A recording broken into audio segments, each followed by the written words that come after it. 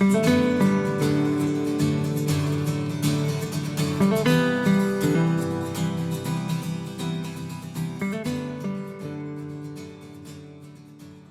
to Conversations Different, a podcast of the Santa Fe New Mexican about the interesting people, places, and issues of northern New Mexico. This is Inez Russell Gomez. Today, I am speaking to Bill Banowsky about his new documentary, A Savage Art, The Life and Cartoons of Pat Oliphant. Welcome, Bill. Thank you, Inez. Thanks for being here. Yeah, it's a pleasure being here. You really chose a fascinating topic for your first film. So why Pat Oliphant? I met Pat about 10 years ago, a little less than 10 years ago, when Susan Banowsky and I moved from Austin to Santa Fe.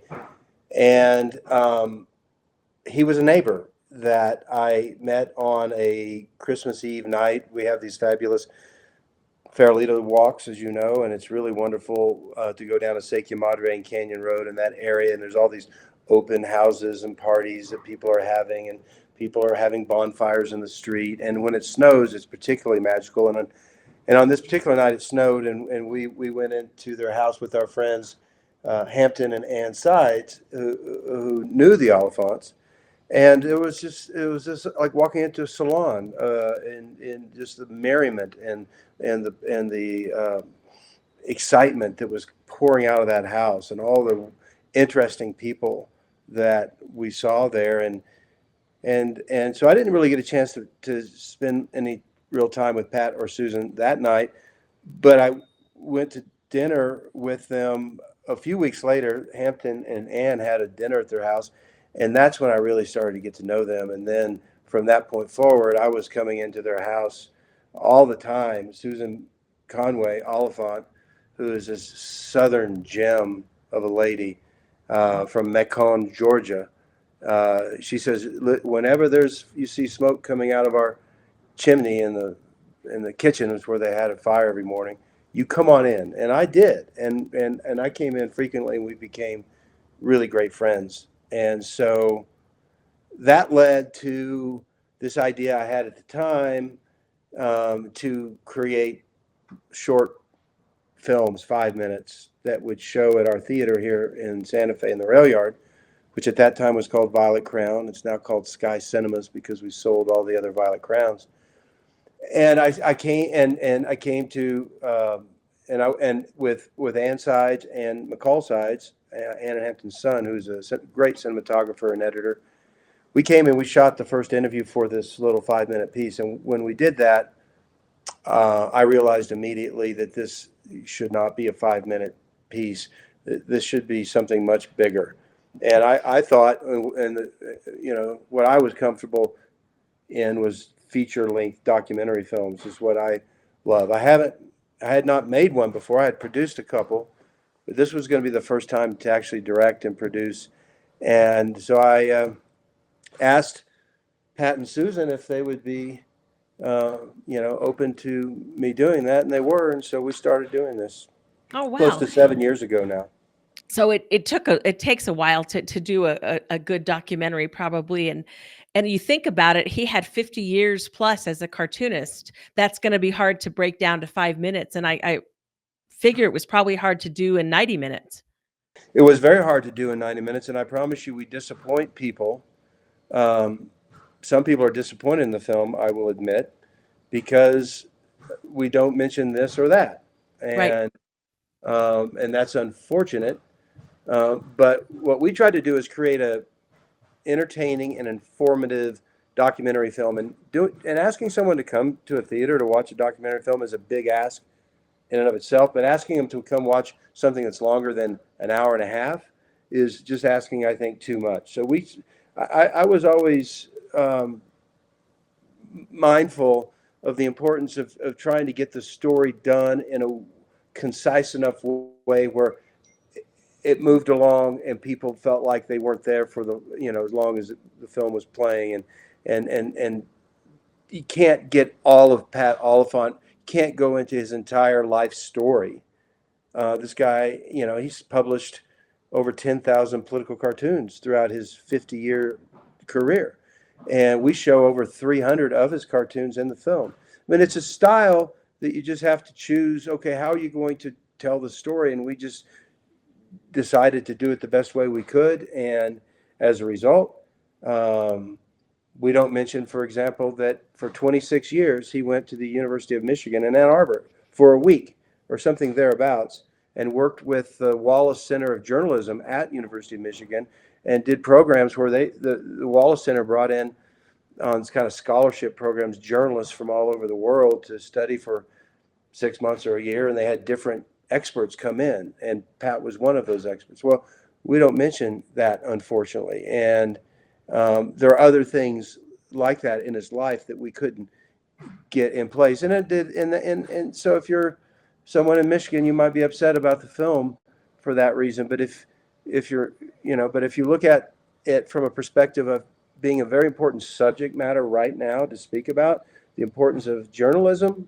Yep. the way that journalism is under attack, the importance of satire, and our ability to make fun of our political leaders, the things that Pat did so well, that's what we really needed to focus on, much more so than every detail of his life. We just weren't the vehicle for that. We weren't, a series, a PBS series or a Ken Burns, series. It was a 90-minute documentary film that we chose to make.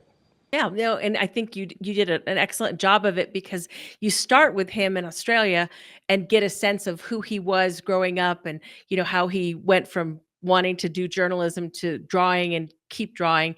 And I think the idea that you move from one continent to another and then go to Denver to be a cartoonist, you can't imagine that today because there's not that many regional papers that have a full-time cartoonist. Yeah, it wouldn't happen today. Yeah, yeah, It wouldn't it's happen. impossible, and you have to wonder. I mean, obviously, he was a brilliant satirist and a great artist as well. It's a combination of talents that a lot of people don't have. But you also have the vehicle of newspaper syndication so that he could blanket the country. If people chose to run his cartoons, and they did. You don't have anything like that when it comes to political cartooning today, where one guy is so dominant. No, you don't. You see, Politico, as you know, they send cartoons that the New Mexican publishes. I guess Ricardo Cate, he does. He doesn't have, but he's not. Ricardo is not going way out. He's going maybe exclusively with the New Mexican or mostly the New Mexican. And Right, we're trying to get him syndicated one of these days, but they did the big paper or the syndicates don't think that reservation humor will be universal, but we think they're wrong. I think he's amazing too. I Yeah. met him for the first time at our premiere in Santa Fe last week, and what a remarkable guy. And I look forward to getting to know him much better. And, I'd gotten his contact information from Pat Dorsey, who I think got it from you, and it said Yep. Rick Cate. And I called him Rick. I said, "You go by Rick or Ricardo?" And he goes, "Rick, or Ricky, anything so that ICE doesn't think I'm a Mexican." That's him. That's That's him. him. He So he Yeah. doesn't go by Ricardo. It's Rick, Ricky. He'd Yep. go by Richard. He'd be fine with that. Yep. Yeah. Yeah, he came in, his story is so great because he literally walked in off the street and said, "I want to do a cartoon." And the woman who was in charge of cartoons told him, newspapers buy their cartoon strips from somebody, but do a few, whatever. And then a year later, he comes back with a bunch of them, and somebody had just quit, and we had a space for a square. That's why he's a square. Mhm. And Rob Dean, who was then the editor, hired him. And I think he shows how you satirize the world today, just as Oliphant did all those years. And I can't imagine how angry people used to get at Mr. Oliphant. Yeah, he got hate letters. He told it like it was. He was fearless. When he took on the Catholic Church over their pedophilia scandal with one of the most famous cartoons, of the last 50 years, it's the Running of the Altar Boys cartoon. Um, Painful for me to see. I mean, it's accurate and so sad. Uh, that was hard. and it produced a lot of angry people. It Yep. angered a lot of people, and he was fearless. And because he was syndicated, because he was widely syndicated, that there were 500 papers that could publish every day his cartoon. Many, of course, chose not to publish the Running of the Altar Boys. Probably several didn't publish the one of the The big Star of David chomping down on the little woman of Gaza Yes. cartoon, um, led by like a Nazi stormtrooper pushing the Star of David. That one, I mean, that was explosive, Right. and you couldn't publish something like that today if you worked for a newspaper. No. And you think about one of the things that struck me is how I could rerun those cartoons on Gaza and it would be as though nothing had changed, which is a really depressing fact. Yeah, Yeah. yeah, exactly. That's the thing about this experience of making this film that resonated with me the very most is, the things that we've been fighting over, that we're fighting over now, we were fighting over 50 years ago, or 40 years ago, or 60 years ago, or 30 years ago, or 20 years ago. The same issues just keep coming into play. Ugh. On that note, we'll take a quick break and be back in a moment with more Conversations Different.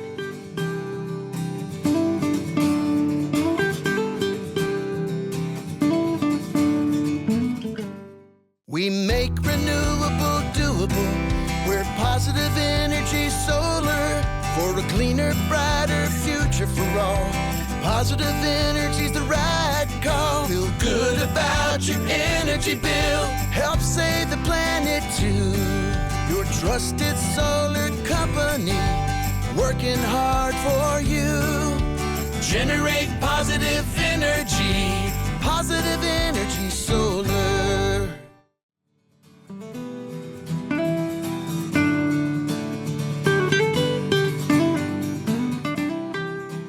We're back with Conversations Different, talking to Bill Banowsky about his new documentary, A Savage Art, The Life and Cartoons of Pat Oliphant. We in the New Mexican ran Pat Oliphant for years, and I was really struck to learn that the bird had a name and was actually a penguin. I don't know that I knew that contemporaneously. Punk. Punk, Yeah. yes. He was the explanation that Pat couldn't always put his viewpoint in his own cartoons, but Punk was like saying what the cartoonist was thinking, I thought was really fascinating. Yeah, it's an amazing thing when you look at all his cartoons and you see the commentary that's coming from Punk. It brings really just one additional layer of dimension to the cartoon, to have that additional voice of the cartoonist Yeah. through this little character. Yeah, And it that's was oh, go ahead. no, it was mostly unique. You didn't see that with many cartoonists No. with their work.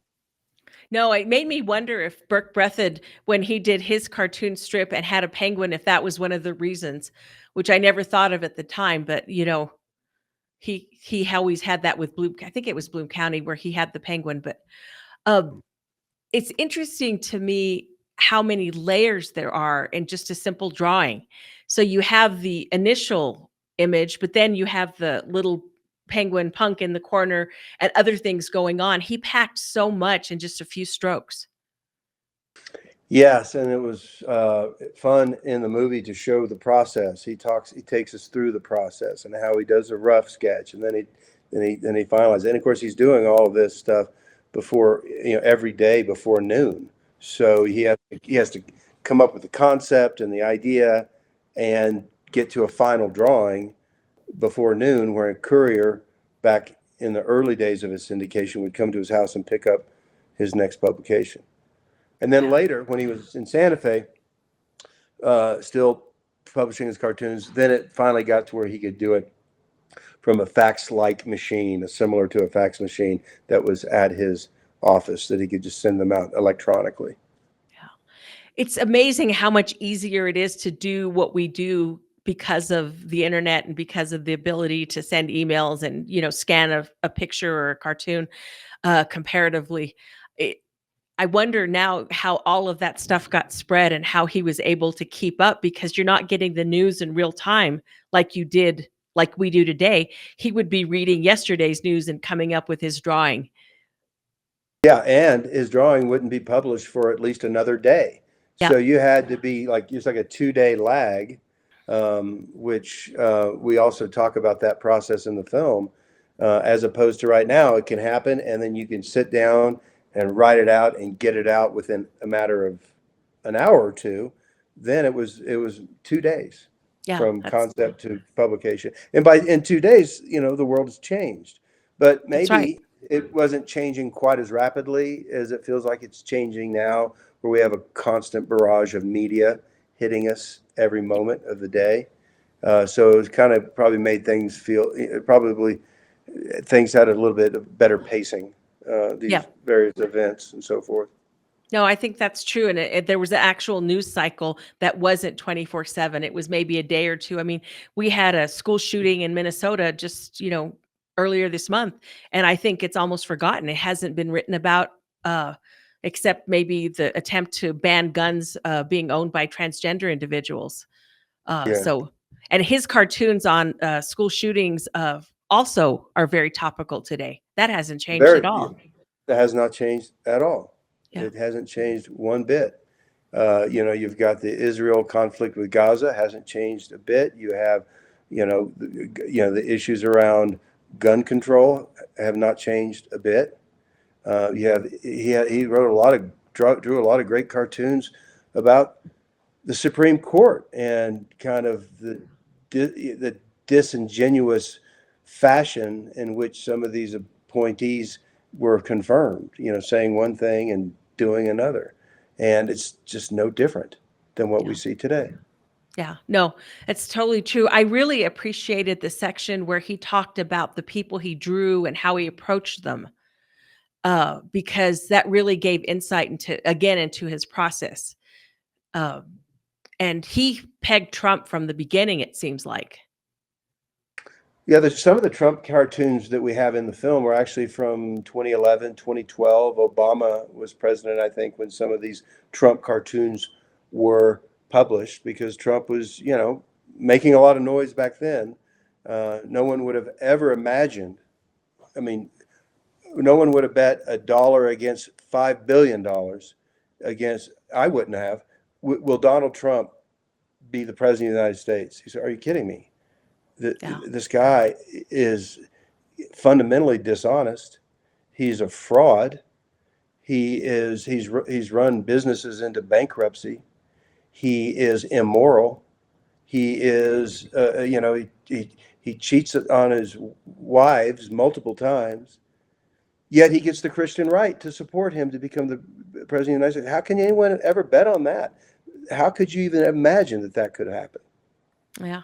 It has been an interesting few years for sure. And I think Oliphant rightly saw the dishonesty of the birtherism movement and the attacks on Obama that were so much about othering him. And that's kind of where we are today, with everyone is the other except for, basically the supposed Christian right. So, and he was upset with how, Nixon really is the one that first recruited the Christian right into the right wing movement.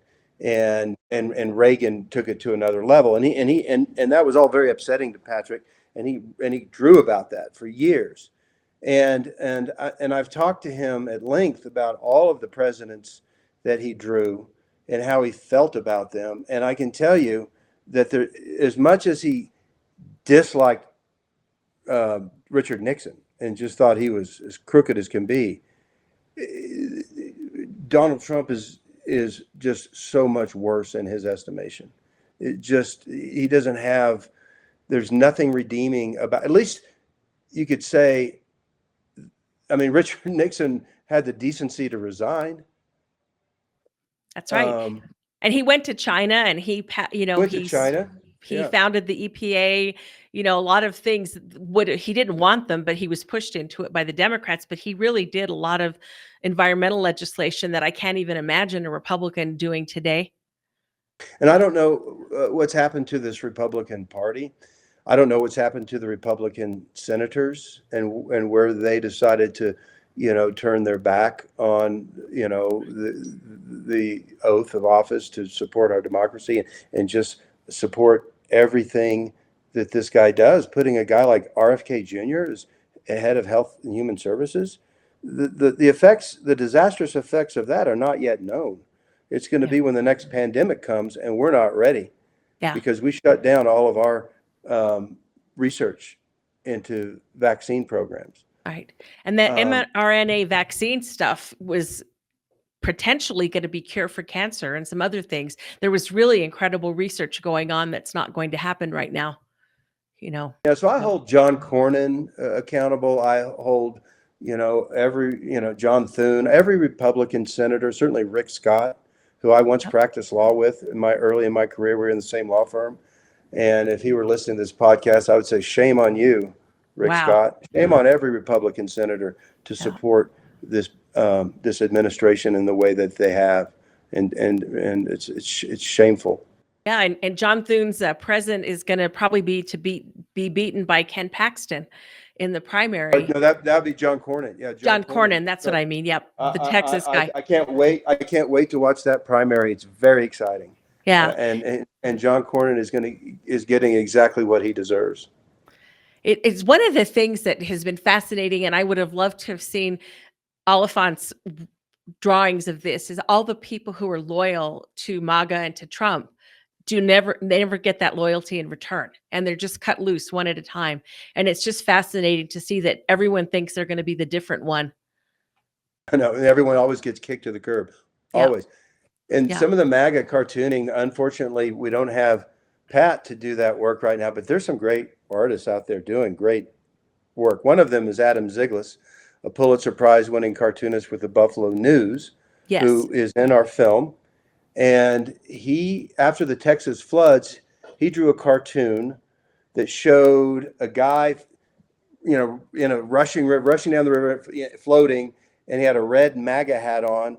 And on one side of his mouth, he says, "Somebody help me." And then on the other side, "But I don't want any government help." And that cartoon went viral because the right wing just went nuts on that's so horrible that even the White House reacted to that cartoon.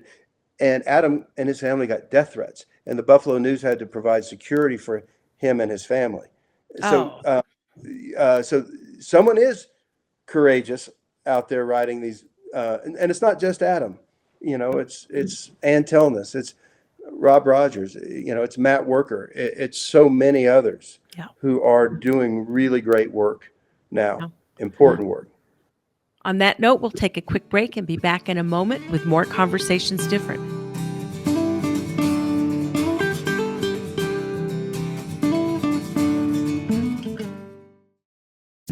This is Patrick Dorsey, publisher of the Santa Fe New Mexican. Looking to reach a wider audience and grow your business? For 175 years, the Santa Fe New Mexican has been the trusted voice of Santa Fe, with unmatched local reach in print and online.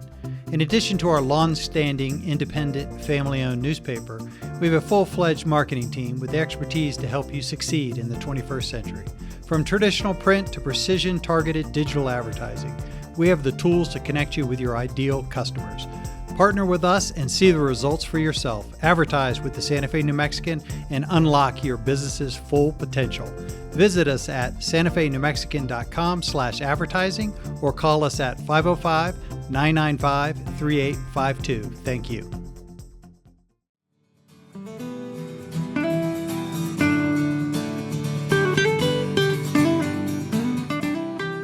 We're back with Conversations Different, discussing A Savage Art, the life and cartoons of Pat Oliphant, with Bill Banowsky, who was co-director and premiered the documentary, I guess, last summer.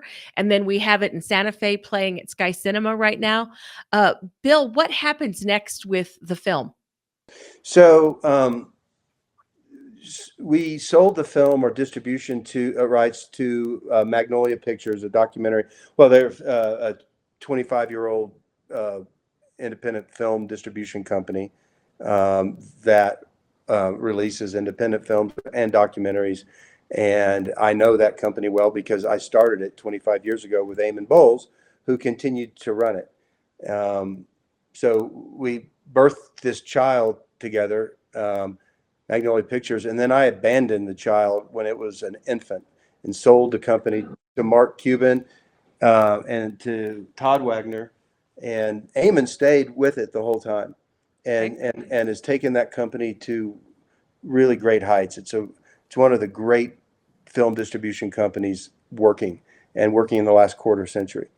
And so when I finished the film, I went to Eamon first. And so I knew that Eamon would watch it because of our friendship. But I also knew that he was going to be honest, and I knew that he would tell it like it is. And if it wasn't something that he thought had the right elements to be successful in any way as a documentary film, he would tell me. That's just who Eamon is. But he loved it, and so Nice. Magnolia took it on to distribute, and we opened the film this past weekend in New York City at the IFC Center. I was there on Sunday with Ed Sorrell, 96-year-old Ed Sorrell, who's Wow. sharp as a tack, healthy in his mind and body. And he was on stage with me for Q&A. It was amazing. And then we had opened it in Santa Fe last weekend as well. And we had a premiere event on Thursday night, as you know. And this week, I am traveling to Washington, D.C. The film will open in a theater in D.C. It will also be playing at the American Association of Editorial Cartoonist Convention in D.C.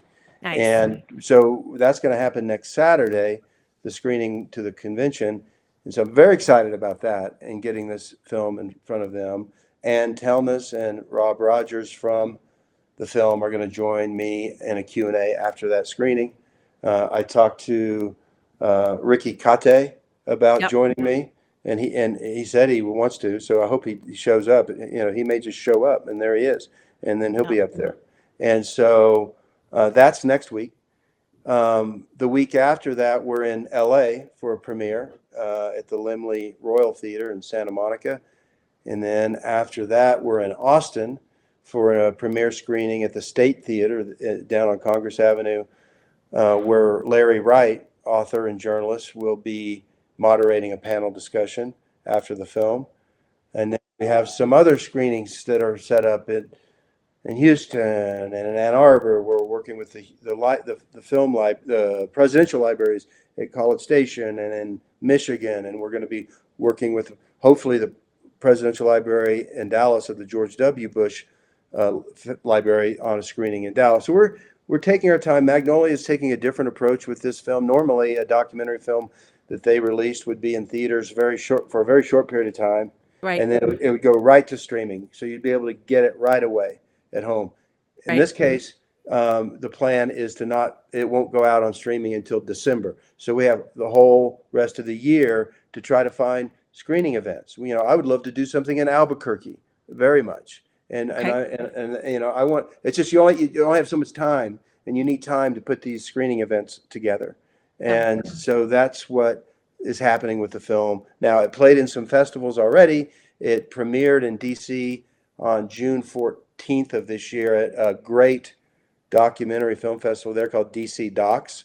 Okay. And that was on the same day that Trump had his military parade in DC. It was a surreal day to be there. And our movie theater was just a few blocks from where that was happening. Wow. Yeah. Talk about timing. Yeah. Yeah. Yeah. I talked to Julian Brave Noisecat last year about documentary Sugarcane, and they kind of did the same thing in that they did film festivals and didn't release it till December. So it had some time in theaters. And there's something magical about seeing a film in community, I think, that still matters. Yeah. And so in a way, we're kind of doing a hybrid where we already did some film festivals, a few of them, but now we're kind of creating our own festival experience, if you will, by having one-off screenings in Austin, in Ann Arbor, in Los Angeles, and other places where we can bring people together, have an event, have a moderated panel discussion afterwards. So we kind of are creating our own little festival environment. And then in those markets where there's demand, the idea is the film would stay around, you know, a show or two a day at a art theater in the town. And in the case of Santa Fe, we'll keep it here, you know, for as long as people want to see it. And you don't have to show it, you know, 5 times a day, every day, like it's a Marvel movie. You can show it selectively. Just keep it around. Yeah, no, that makes sense. And it was pretty full I went on Monday, and it was pretty full for 4:00 in the afternoon. I thought that was interesting. So there were definitely people who wanted to see it. Part of the poignancy of the film to me was, you know, seeing Mr. Oliphant as he got older and frailer and his eyes started to go, I can't imagine if you're a visual artist, what it's like to not be able to do your work. So that was a really important part of the film, I Yeah, think. we tried to humanize Pat. It would have been, easy in a way because I'm friends with Pat and Susan to just showcase his brilliant career. And we certainly did try to showcase his brilliant career. But we also wanted to show the human side of him, the effect of his career and his pursuit of his career had on his first family. And there was, that was, we made that painfully clear, I think. And certainly the fact that he was losing his eyesight was a very important part of his story, and it needed to be told. And so we dove into that. And to Pat and Susan's credit, um, they never pushed back on me telling the human story. Oh, good. Yeah, there was something kind of makes you gulp to think about you move your family across the country and then give them the keys and say, "But I'm not coming with you." And that's how you leave your children to some degree. But it sounds like in the interviews that he and his kids have remained connected, even if with the youngest daughter there was a reconnection that had to be made. So that really did make him a full multidimensional person. Yeah, we had closure, and it all ended in a positive way, forgiveness and, love. Um, I've become very good friends with Grant Oliphant, who loves his father dearly Yeah. and spends a fair amount of time out here with him. And so, um, yeah, it was a wonderful experience to get to know the whole family and to understand the life history Yeah. of that. I think the other part that was fascinating is everyone knows him as a cartoonist, but I don't think most of us knew that he also painted really incredible work. And then the sculpture, that was really revelatory, I thought. The sculptures are really what I think kind of shock people when they see his body of work. Yes. We show in the film a photo of a very large sculpture he did in downtown Austin on Congress Avenue of Evelina. I'm getting her name wrong. There's a story. There's a story. It's in Austin history, and it has to do with a fight over where the Capitol was going to be, and someone was trying to take the archives and take them to Houston, and I think the story is in this one. The story goes like a woman who ran a brothel or a pub. I don't remember which. Uh, Shot this cannon, to protect and defend the archives, and got those guys out of here. So Larry Wright and several others from Austin who were had formed a group to create public art in Austin, commissioned this work of Pat, and it's spectacular, as well as his presidents. And if you go into his studio, you can see dozens and dozens and dozens of these beautiful sculptures that he's done over the years. It's amazing, the work, and you can also see his beautiful paintings Yeah. that are all over his house. Yeah. That must be a wonderful atmosphere to be creative in, whether you're a writer or a thinker or whatever. And I'm sure his wife enjoys it. And I wonder if everything's in his memory since he can't see it with his own eyes now. It's hard to say. He's 90 years old. He has various ailments that we didn't even go into in the film, Right. and so it's just, it's like everything. It's as Terry Allen said in the film. He said, it's tough to see, just age, how it has kind of taken over his brilliance, Yeah. and that's what happens. Yeah. It does. Why did he want to be in Santa Fe? I think because he always saw this as this place of artists, Okay. with beautiful skies and lights and colors, and He was fascinated, I think, ever since he moved to Denver, Okay. back in the 60s. He visited Santa Fe, fell in love with it, and just always wanted to be here. Yeah. We're really fortunate that so many people of talent and brains and creativity do want that. And you're one of them. And you're having a big impact on our movie scene. I guess, is the Midtown Sky Cinemas going to be opening soon? It will be opening later this year. It will Okay. be open before the end of the year. It will be beautiful. I hate to say this at the expense of Sky Cinemas and the Rail Yard, but in some ways, it'll be the most beautiful cinema in Santa Fe. It will have two screens. Oh, We're nice. one screen is the existing theater that was called The Screen that has been completely rebuilt with brand new everything and new risers and Wow. great new digital 4K projection, laser projection, and best sound. And we'll have, unlike Sky Cinemas and the Rail Yard, which has a really wonderful food offering as well as beer and wine. At Sky Midtown, we'll have a wonderful food offering and beer and wine. We'll also have cocktail drinks available as well, and Ooh. we will have a coffee shop built into the space.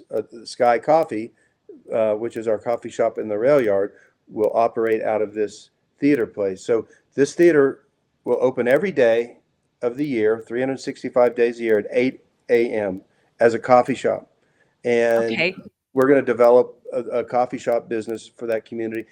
But because we're there and we have a cinema and we're already open for coffee, we'll start serving up movies early, 9 o'clock, maybe Oh, 8:30 some days, so that people who want to go get a cup of coffee and go watch a Fellini movie at 9 a.m., it's going to be an option. This is in addition to those two, and then we'll have a smaller theater that we're building out. It's about 30 to 40 seats, and it's much more of a intimate kind of VIP screening room. And then we will also have a 3,000 square foot events venue that will be available for live music, for live theater, for parties and events and so forth. And so we'll have great event space.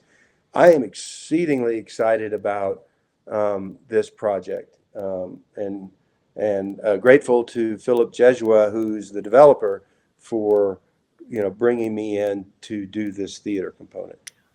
well, as a resident who can walk to the movies, that's exciting for me too, because there's so many people that live right by there. We won't even have to drive, and That'll be and great. yeah, and early morning movies are good because I tend to get sleepy after 7 o'clock. So this is even more exciting. And Okay, well, tell all your friends in the neighborhood, please. I will, and my son worked at the screen years ago, and he always said that the clientele were retired people, so they're going to be happy, and maybe it'll expand to include, like the kids at Milagro or the people from the high school, because there's so many schools around there. So you have just a built-in group of folks that can go there. That would be great. And we intend to work with those schools. And if we can develop after school screening cinema programs with their arts, instructors and film instructors, and we would love to do that. Oh, that's gonna be exciting. Well, this has been a really fascinating conversation. The film is a savage art, and you can see it at Sky Cinemas right now, and eventually it'll come to streaming. And what's next for you? Do you have another movie project? Nothing to announce really at this time, other than I can say, at the risk of jinxing the project, for about as long as I worked on A Savage Art, I also worked on creating with partners Sky Railway, the train, tourist train. And when George and Catherine and I decided to buy that train back in 2019, 2020 and renovate it, George and I decided it would be a good idea to form a film company for the sole purpose of shooting a documentary film about our experience of doing this train. So for 5 years, we've shot all of this incredible footage, and it's high drama. Not all of the partners that we started with are still our partners. You know, we've Chris Eyre has joined the project as co-director with me to try to pull this story together. Michael Lynn, who is the director of Savage Art, editor, of Savage Art, is editing this. We just don't know what the story is yet, because all we have now, when we look at the footage that Michael has kind of cut together for us to take a look at, is we see a lot of people screaming at each other. Oh, no. Yeah. Oh, I can't wait to see that. I took the night train when I had company, and we did the ride and looked at all the stars, and it sure was fun. So having that train every day is pretty awesome, I think. I'm glad you were able to do that. That's a fun train. I've not done that's the Stargazer, I guess, that you went Yes. on. Yep. Jim Wysong from the community college is the one who tell. I always get astrologist and astronomer. I think it's astronomer. Yes. Yeah, he's the astronomer on the train. Yeah. Yeah. Yeah. I want to go. I'm taking the beer train next, but that's a whole other issue. We're having a beer festival in Lamy. I think it's September 20th, maybe. Okay. I need to check that, with various brewers from around the area participating. There'll be live music, and I think we did it last year, and it was quite well attended and Yep. well received. So we're going to do that again in a couple weeks. That's right, because you also own Knuckles Brewery, if I remember correctly. Correct. Yep. So right now you're a businessman with all your businesses in New Mexico, and you've cut back on the outside projects. I have no business project outside of the state of New Mexico. We have a brewery in the rail yard. We have a tap room in Lamy Depot, and we just expanded that brewery, Knuckles, into Angel Fire, and have a much bigger brewing facility up in Angel Fire where we're brewing beer, and we have a canning line that will soon be canning beer, and we're using that really great mountain water that's up there, and it tests off the chart positive. It's great beer that we're making in Angel Fire. And so we have the railroad, which Doug Preston and Eddie Peck and George and I kind of run now, and it's having success. I don't have much to do with that. That's almost all Eddie Peck and his team, and they're doing really great work on making that happen. And we have the cinema businesses that we're running here, and we're in the process of rebranding Violet Crown. We still have signage that needs to be changed, but that will be happening within the next 2 months. You might notice when you're there next, you may have noticed this on Monday, that we have brand new chairs. All of our seats have been reupholstered with beautiful black kind of leatherette material, and it's just, and we didn't want to replace the chairs because the chairs were great, but the upholstery had gotten tired, and we went through that process and we finished it. So all of those chairs are fresh. The chair, we're using that same exact chair over at Midtown, just a different color. It'll be blue over there versus black here. Oh, that's going to be exciting. And that has been a really interesting discussion, and I appreciate your time. And on that note, this has been another Conversations Different. We'll be back next week. Thank you for listening to Conversations Different, hosted by me, Inez Russell Gomez, editorial page editor for the Santa Fe New Mexican. Our weekly episodes would not be possible without your support. We hope you enjoy them and keep listening. New episodes drop every Tuesday. Consider signing up for our newsletter so you never miss an episode, and while you're at it, consider subscribing to the Santa Fe New Mexican. Our podcast is available by visiting our website, santafenewmexican.com/podcasts, or wherever you get your podcasts. Conversations Different with Inez Russell Gomez is produced by Matt Dalside and Ernesto Cisneros, published by the Santa Fe New Mexican, a local and independent newspaper owned by Robin Martin.